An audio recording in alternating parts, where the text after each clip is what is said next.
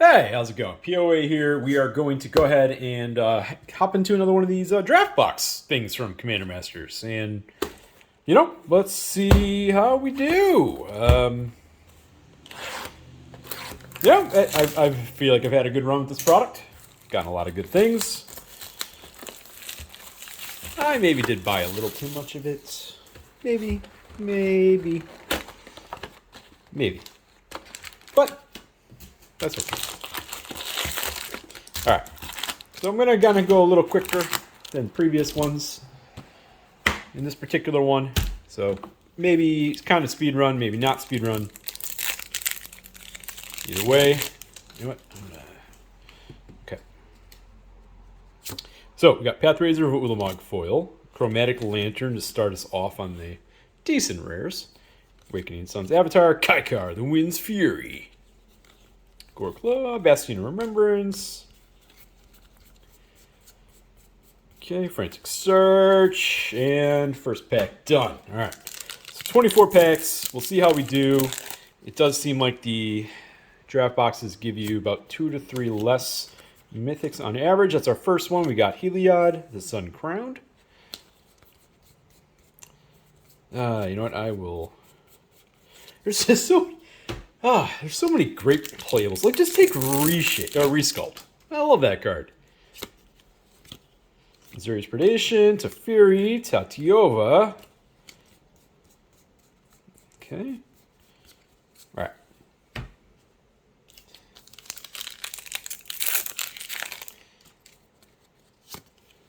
Like I said, we're going to go a little quicker. Disrupt Decorum, Aminatu's, okay, and Hannah.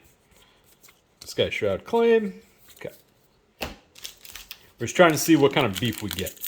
To me, the sub boxes have won the battle. Hey, foil land tax. See, you make a comment and then it shows up on something.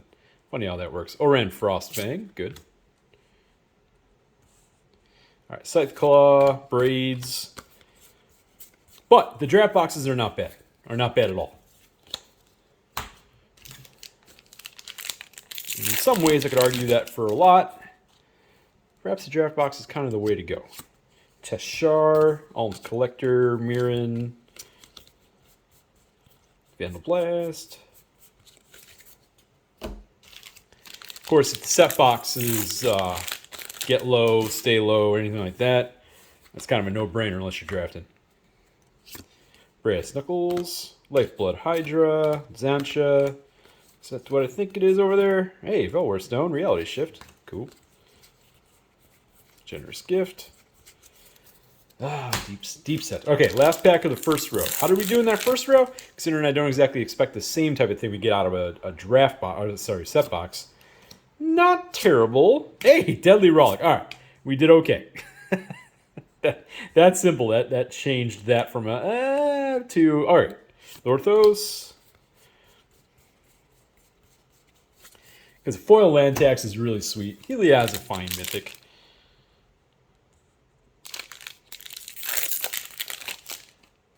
There was a point in time I was super excited about getting a Heliod. Commandeer. I guess you can go all the way over there. Yasan. Sanguinate.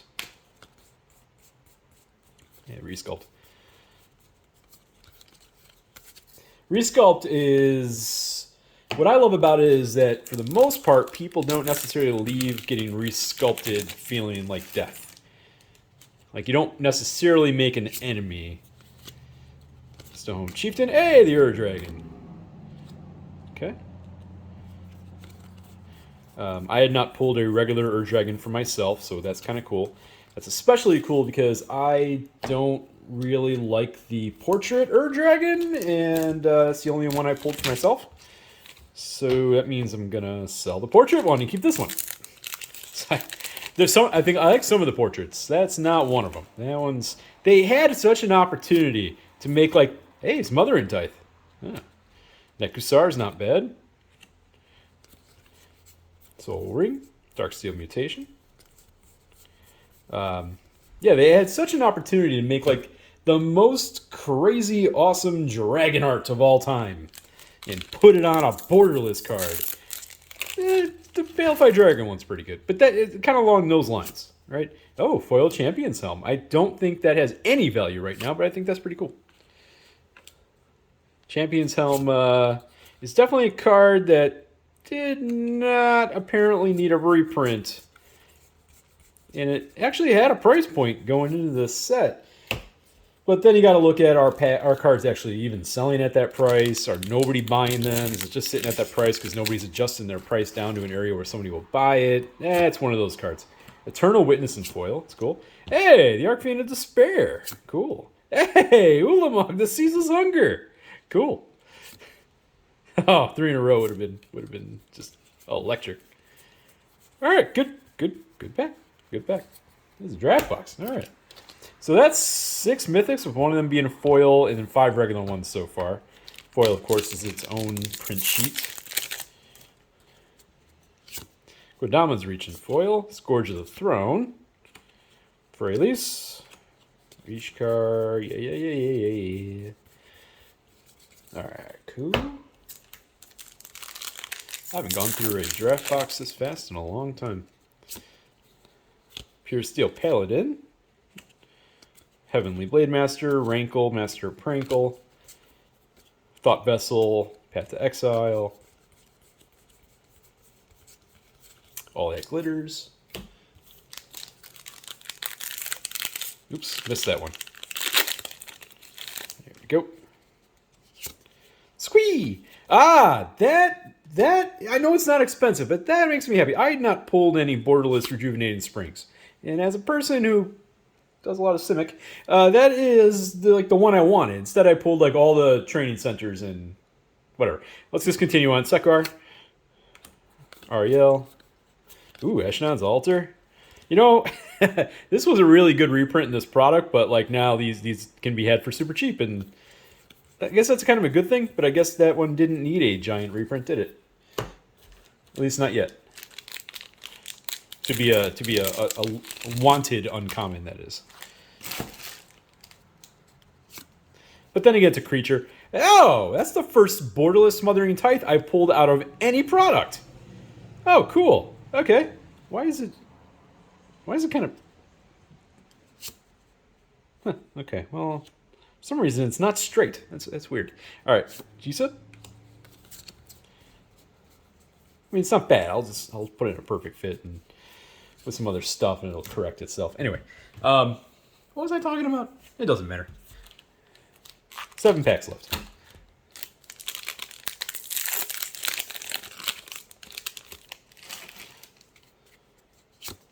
Regal Behemoth in foil. Song of the Dryad. It has been a hot minute since I've seen you. Angelic Field Marshal. This card was like $10 to $12 before this printing. Now it's 50 cents because fits a similar thing to that Champion's Helm over there. It's a good card though, so that one, I guess so, it's Champion's Helm. But Angelic Field Marshal feels more, I don't know. People like Angel decks, so that feels like an auto-include. Maybe I'm not correct there. Exclude. Rejuvenating Springs ×2. Inspiring Statuary. I'm pretty sure that's down to bulk now, but it may not be. Sakiko. Alright. Okay, so we're down to 5. Down to 5. Overall, this is I can't complain. This is the good draft box so far. Oh, and I've only got 1 free of the spells, and I've gotten none of the medallions yet. Fairy Artisans. Okay. I know Fairy Artisans is bulk at this point, but it's a card that I rather like myself, so I'm just going to throw it over there in the corner. Yeah, so we've done well in Mythics. We actually need a little more juice and rares to have a truly good box here. Soul Ring in foil. Crater Hoof. Hey, buddy. Okay. Yeah, this is a good box. This is definitely a good draft box. The Mythics showed up. Even without hitting... Really, what are the top 3 overall? Obviously, Jewel Lotus. Dublin Season. What do we consider Demonic Tutor? Good question. Vault of Champions, that's a good one. Gisela, solid. Yargo. Extinguish All Hope is an uncommon now, as it should be. Actually, it's kind of funny to have a board clear as an uncommon now that I think about it. That doesn't happen very often, does it? Okay.